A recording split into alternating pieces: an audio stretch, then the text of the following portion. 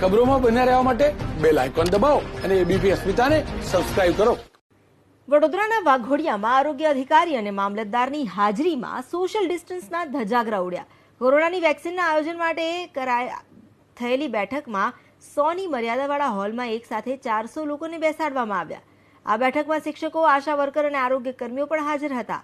જો કે બાદમાં મીડિયાનો કેમેરો જોતા આજે આ બેઠક રદ કરવામાં આવી. પરંતુ અહીં સવાલ એ છે કે ખુદ આરોગ્ય અધિકારી અને મામલતદાર આટલા બેદરકાર કેવી રીતે?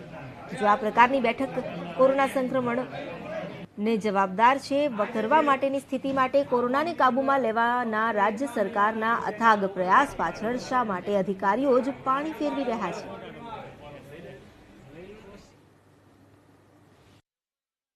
તે પ્રૂફ કરવાના છે કોરોના પ્રૂફ, તો જ્યારે કોઈ શિક્ષકોનો જ થશે એનો જવાબદાર કોણ? શિક્ષકો તો પોતે સોશિયલ ડિસ્ટન્સિંગ સાચવે જ છે, પણ જબરજસ્તી ભેગા કરે એનું જવાબદાર કોણ?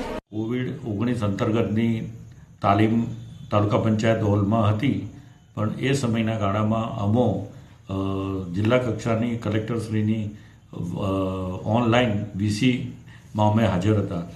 તે જ વખતે આ તાલીમનો સમય હતો, જેથી અમે મિટિંગ પૂર્ણ થયા બાદ, વીસી પૂર્ણ થયા બાદ અમે તાલીમમાં ગયા હતા. અને એ દરમિયાન ત્યાં શિક્ષકશ્રીઓ તેમજ આરોગ્યના તાલીમાર્થીઓ બધા એક સાથે ભેગા થઈ ગયા, જેના કારણે ત્યાં ટોળું જોવા મળ્યું હતું.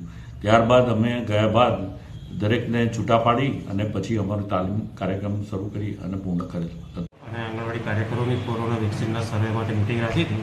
એ દરમિયાન બેચવાર જ રાખી હતી 50-50ની, પરંતુ એ સમયગાળા દરમિયાન વીસી તાત્કાલિક આવી ગઈ હોવાથી અમારા ટીએચઓ સાહેબને જેને તાલીમ આપવાની હતી એ વીસીમાં હાજર હતા. એના કારણે બે બેચ ભેગી થઈ ગઈ હતી. એ બે બેચ ભેગી થઈ તો સ્ટાર્ટિંગમાં પ્રથમ આ લોકોને ફર્સ્ટ બેચવાળાને મટીરિયલને ટ્રેનિંગ આપી રવાના કર્યા. ત્યારબાદ બેચવાર જ મિટિંગ લેવાની હતી.